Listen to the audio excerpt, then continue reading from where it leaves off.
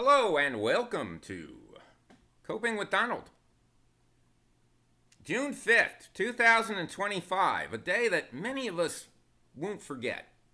Today we got to see the richest man in the world and arguably the most powerful man in the world, the President of the United States, fling crap around like two monkeys in a cage at each other.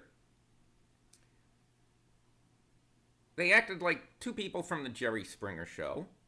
And pretty soon, unless they are put in straitjackets and put in rubber rooms for a couple of days with a gag on, till they can calm down, they're in trouble. They are in danger of having a Jack Nicholson-like moment from A Few Good Men where he famously goes, "You can't handle the truth," and then proceeds to incriminate himself. Look, do I know all the details? No, mostly because I'm embarrassed. But basically, Elon Musk came out again. His motive is there's not enough pork in the new bill for him. Like, the United States isn't doing enough for Elon Musk. Okay?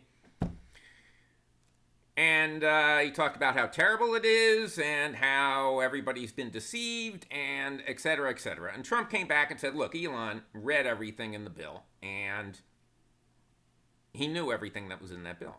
Elon came back and said, no, it was really thrown in Congress in the middle of the night. Nobody read the bill. People who voted on it didn't read what was in the bill, et cetera, et cetera.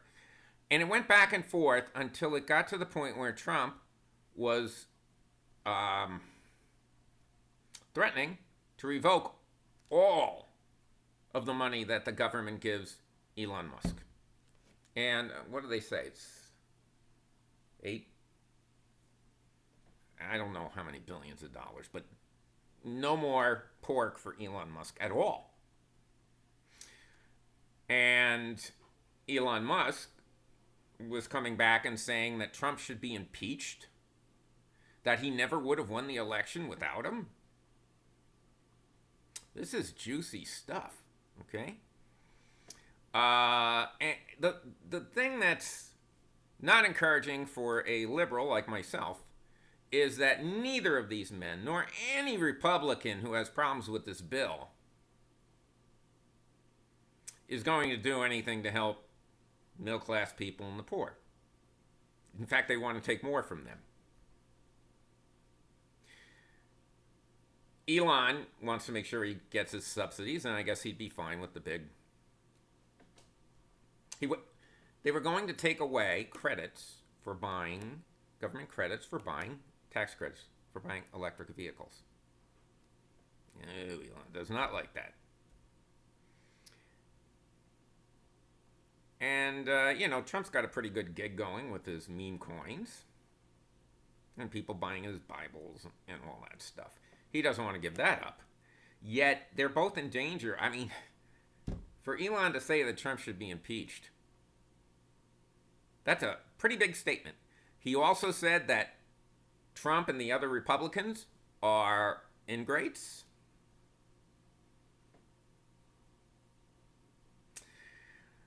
And that he's going to try to get any Republican who voted for this bill, which is just about everyone, to lose in 2026. And he's the guy with the money. Okay?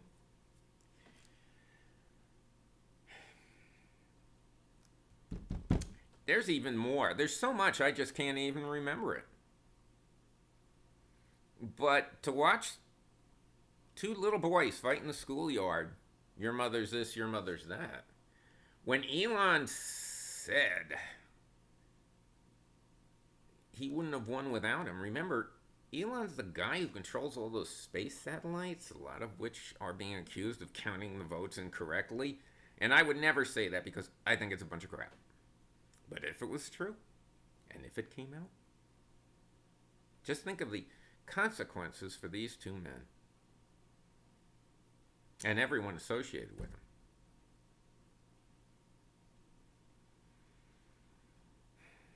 I will say that I haven't gotten my $5,000 check from Doge yet. Where's that?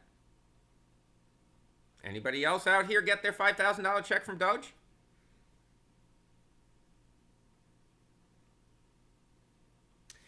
And another thing, this bill, the big beautiful bill, is supposedly going to add to the deficit. And just think they're going to add to the deficit after cutting out so many necessary programs for the poor and lower middle class. It's going to deprive them of food and health and et cetera, health care. So they're going to cut all that out and still expand the deficit. This is why I say that if there was no money going to the poor at all, they would still find a way to have a budget deficit, because they don't care about budget deficits, the Republicans. They only care about it when there's a possible new social program coming up.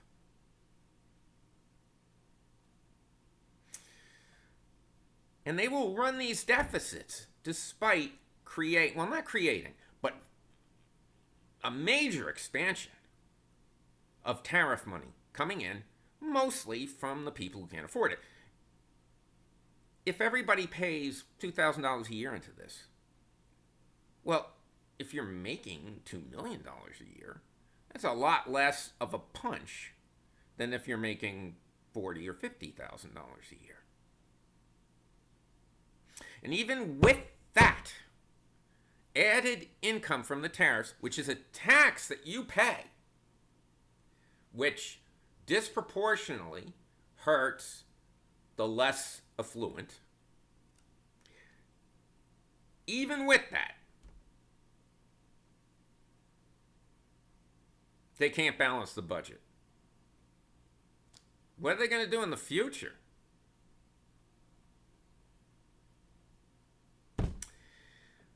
Anyway, I'm old enough to say, basically, folks, this is your problem, unfortunately. I am so glad I am not working my butt off at 2 jobs to try to keep a roof over my head at age 30. Because I really, the thing that bothers me that Trump says the most, the one thing, there's a lot of things, but there's one thing that bothers me the most, even more than the lies of, children going to school and having sex change operations against their will and coming home as the different sex, or Haitians eating dogs and cats. The lie that I guess it depends on what your view is, but the statement that he says that bothers me the most is and he said it like 6 times in 1 minute the other day. If we don't do this, you won't have a country anymore. We aren't going to have a country anymore. There won't be a country anymore. I hate when he says that.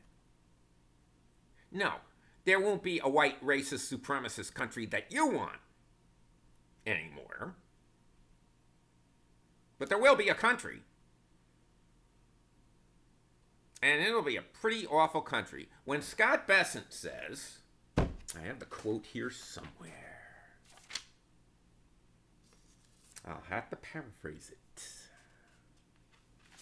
When Scott Bessent says that he wants to see China move to be a culture of consumerism,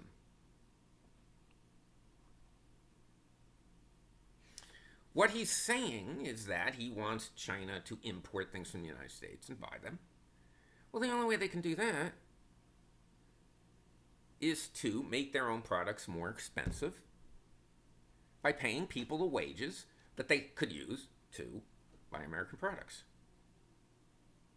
Which means, along with the devaluation of the dollar that's happening under Trump and the tariffs, it means everything's going to be more expensive for American consumers.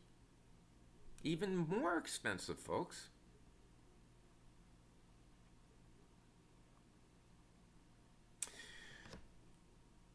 It means that the U.S. companies and companies around the world will look to China, to Chinese consumers, to buy products that Americans can no longer afford. Do you find that comforting?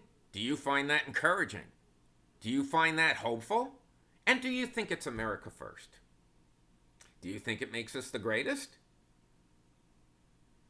You already basically have half of the population living on a wing and a prayer week to week to try to get the money to pay the bills.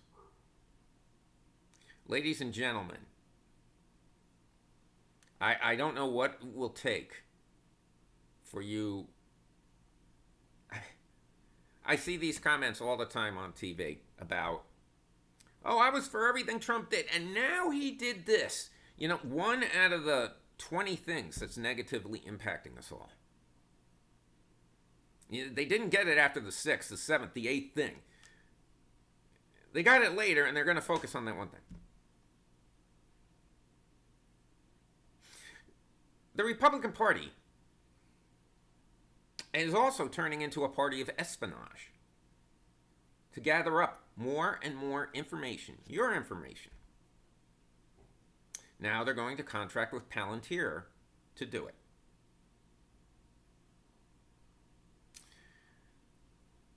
Whatever happened to the right to privacy?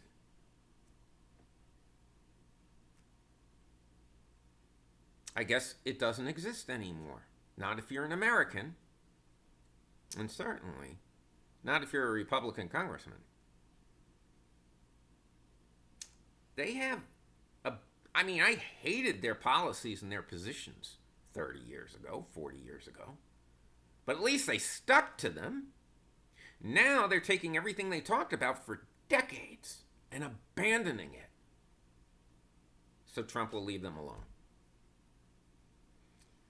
What a bunch of cowards.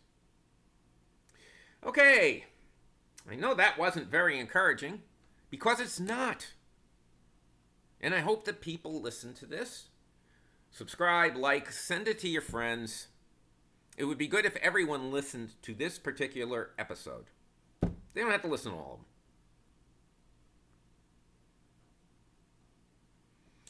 them. I'm going for 25 subscribers. Have a good day.